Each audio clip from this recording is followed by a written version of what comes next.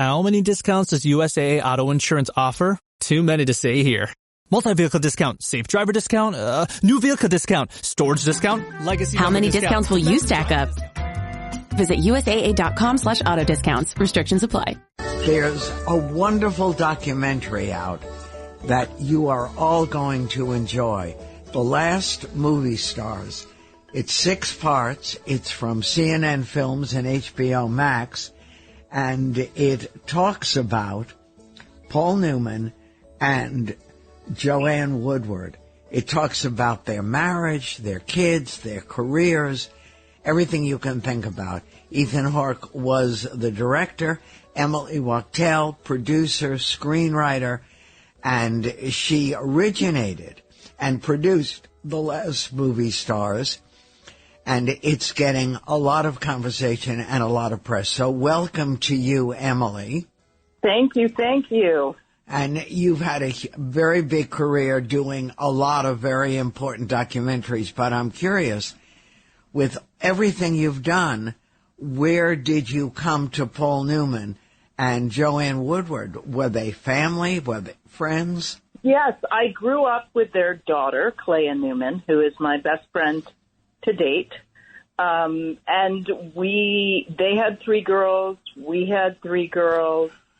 And, you know, when I first met them, obviously at 2 years old, I didn't know they were actors. But I feel like my taste and definitely being a filmmaker is absolutely because of them. They're just wonderful people. But anyway, in 2015, I had finished a film, just to answer your question. And I looked at my now husband and just said, is no one going to do anything about this? I didn't want their legacy to just go away. I wanted the world to still know about them. And they had done so many for so many people, not just artistically, but philanthropically and friendly, friend-wise.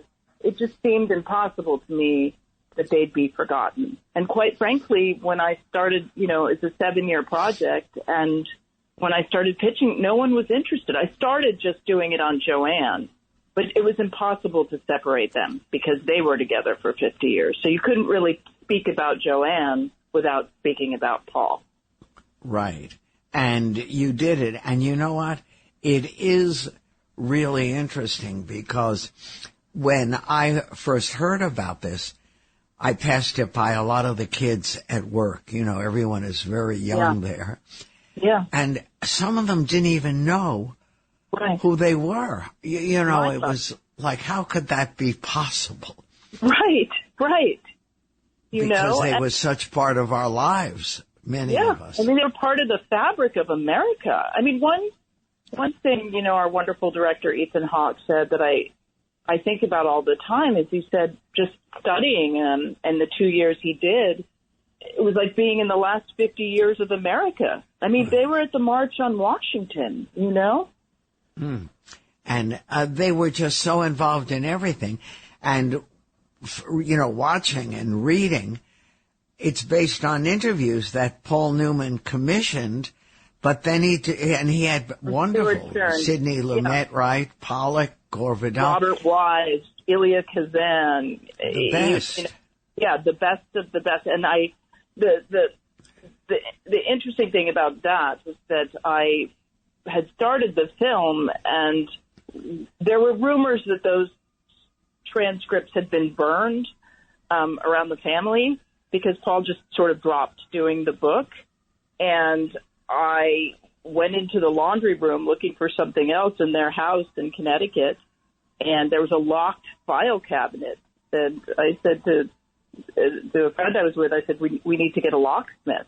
So we got a locksmith and opened the drawers, and there were these 14,000 pages of all these interviews. So I spent the entire pandemic reading.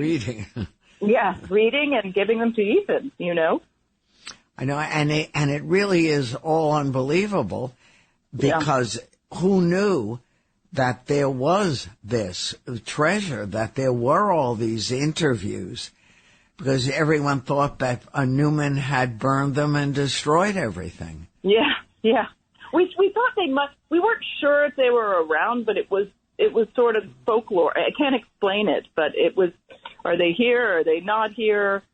And the guy, Stuart Stern, who actually wrote Rebel Without a Cause and Rachel, among other things, was a dear friend of the family's who I also grew up with. And I feel like this is wonderful for him as well, because it never happened, and he put so much, blood, sweat, and tears into it. I mean, it's so detailed. It was, but regardless, I spent the entire pandemic reading, and it was a lot of fun. Look how much. Well, how many pages did you read? 14,000. 14,000 all in. Wow. And for those of us watching and being involved in this, who knew? You think you know everything. Movie stars, popular, the golden age. Yeah. And we knew nothing about them and really about their relationship. And I didn't know even the beginnings. They met they were cast as understudies together. In Picnic, yeah, in 1953, 54. They were understudies in Picnic. While Joanne was still, was attending the neighborhood playhouse school of the theater. And they met, and she taught him how to dance. Not to be metaphorical, but they kept on dancing. And he was married with a family. He was married. That is true. That is true. So, did the kids cooperate with you? Most of them, almost all of them participated. The Woodward Newman kids did, and one of the daughters from his previous marriage, Stephanie, who was thrilled with it, participated as well. Which is great. And, of course, you learn as you watch and hear all this that he credits Joanne with what happened to him. Yes. And did that surprise you growing up with them? No, in that household, you knew that Joanne was the star. If you hung around there. She was, right, in the beginning. Yeah, she was in the beginning. She had won an Academy Award, but, when she was 26. She told us all kinds of stories when we were growing up about Marlon Brando and James Dean. I mean, when I think about it, it's amazing. But in that household, you knew that she was the better artist.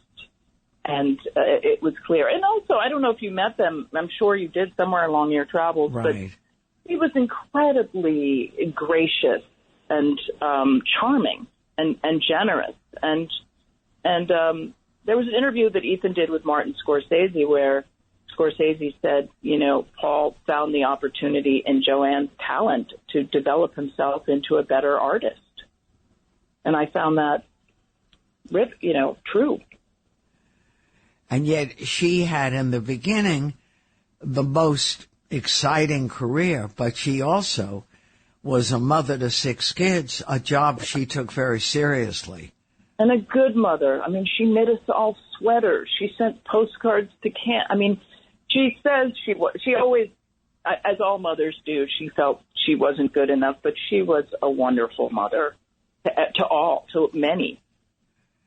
But, I was surprised when I saw and went through all this, Emily, that the children really wanted this so that their parents' whole life and legacy wouldn't be pushed away somewhere and not made what it should be. Yeah. I mean, to be perfectly honest, the biggest relief is that the children are really happy with it, the ones that participated, because that was my big fear, is that, oh gosh, they're not going to like it, and just last week, Lissy Newman said, the movie does everything we wanted it to. So in that way, and it's not all, you can't have, light without darkness, as Ethan always said.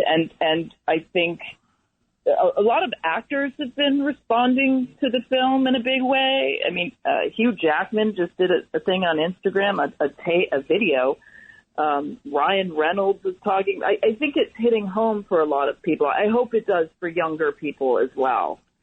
Right, but, and the reality that they obviously loved each other, but they fought, they had issues like all human beings, And marriage isn't for the faint of heart.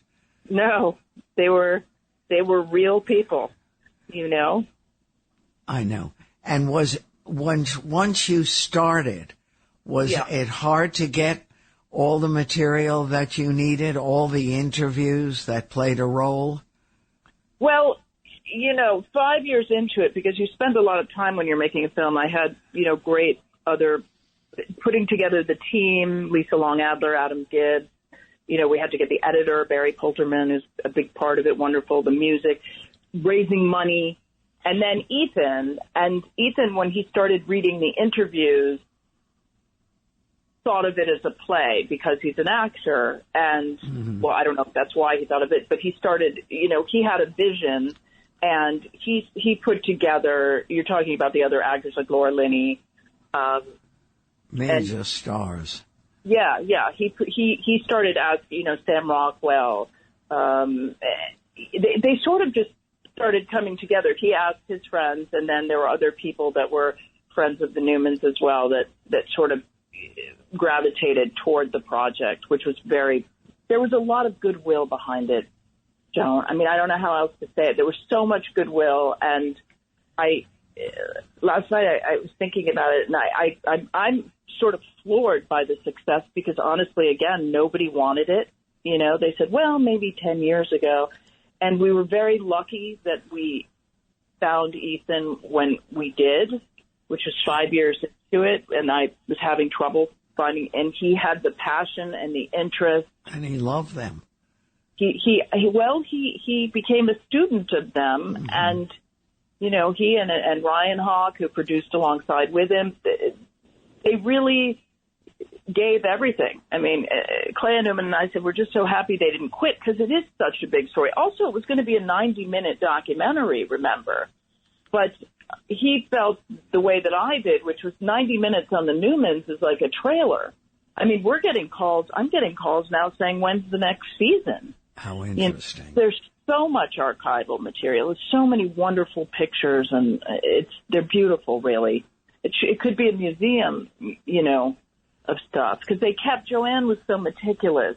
She kept everything, from locks of hair, to babies, to, playbills, everything. Yeah, and she was so gifted, and it's interesting that she talks about what she gave up, despite the fact she was such a good mother and adored all the children, including his. And the kids did not seem to resent her, even though they had a mother. No, they were quite close with her. It was impossible, if Joanne turned her sights on you, her charm on you, it was impossible. There was no one like her, really. I mean, she's still alive, so, she still has that thing. I visit her. I'm going to visit her today, How is she? She's okay. I mean, she's 92, so all things considered, the loss of fall and all that. I mean, she's in there. I'm actually delivering the DVDs of the documentary to her house today for her because she does not have HBO Max. That's funny. I know. Yeah, but she's okay and doing well, and I take it the children are devoted to her. Yeah, of course. And grandchildren who are also in the film, which is nice. Yeah, and were the kids happy with the film? They're so happy with the film, which is really, to me anyway, with my relationship to them was my big concern, and they are thrilled with it, which is really nice. And also it's bringing the Newmans back in the conversation, these great, generous, talented people from before the media, before Instagram and Snapchat and all that stuff, who just were genuine and gave to people, and I hope that inspires others, really. I'm sure. Would you say, after all is said and done, that this series is about what could be a classic Hollywood couple, or were they unique in their holding on to each other through good and bad all those years?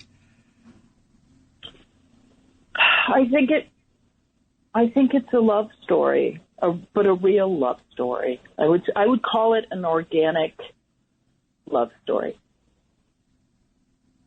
That's because interesting. It's real, you know. That's interesting. Because how many years were they married? 50. Wow. They Forever. had their 50th wedding anniversary party right before, I guess it was it was 08, right before Paul passed, and so they celebrated that together, which is nice. Right, but it's so unusual to have two, first of all, major stars, both extraordinary performers who are married to each other, who have the 6 kids, and spend an inordinate amount of time with them and keeping their lives intact. I wonder if they thought that they could keep private everything that went on in their lives. You mean if, well, he kept the transcript. So and at one point when I was reading he did say, I have a feeling this will find the light of day. Mm-hmm. So I don't know the answer to that question, I guess. I mean, I think, I'm thrilled that it's out there, and I'm thrilled with the response. And that the children really wanted it, because a lot of times that doesn't happen. You know, they don't want the laundry shown. Yeah. Yeah. Well, Ethan was very sensitive. You know, he's quite the meteor of a person and has a seismic talent, obviously, and has tons of experience. And I think he had a sensitivity in dealing with them that made them want it all to happen, you know. We didn't know. I mean, Joan, we didn't know that it would be received like this. I mean, no one knew. Ethan even said to me in Cannes, because we went to Cannes with it, which was we got a standing ovation, and he said, you know, it's interesting how you have these projects, because obviously he's had so many, and you put everything in it, and some of them hit and some of them don't, and you don't know why. It's just, for whatever reason, the stars lined up. But I think the organic quality to their love story is touching a nerve with people. Seems to be. And people who didn't even know, because that was a different time. Yeah.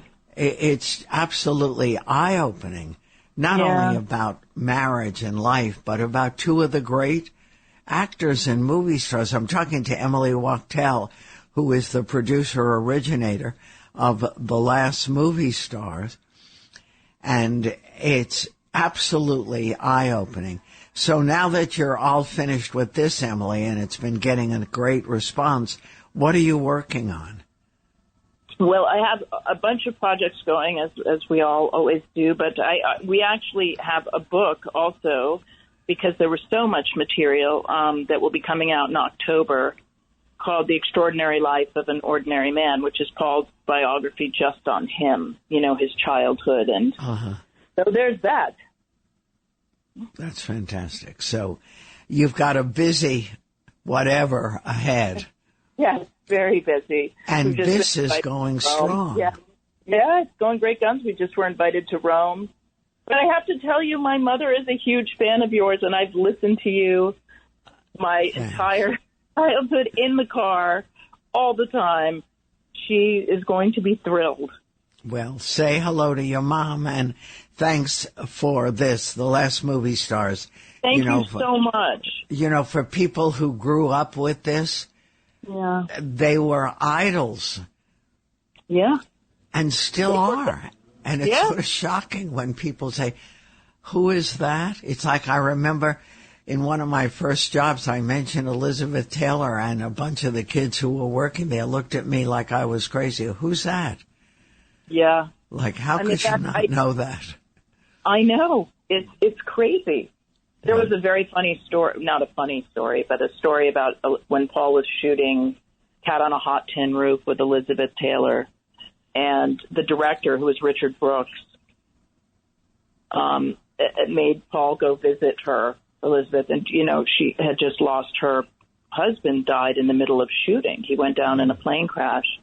And so poor Paul, who was super shy, went in and said, I'm so sorry, it must have been his time, or whatever the director told him to say. Nice. She started throwing things at him, said, get out. So he was like, he didn't even want to go. So there were things like that in the transcripts, that I would, and you would love to read, No, it was dozens of interviews with friends and directors and inside stuff that no one would ever know. No. So, well, you did a great job, and thank you for bringing it to us.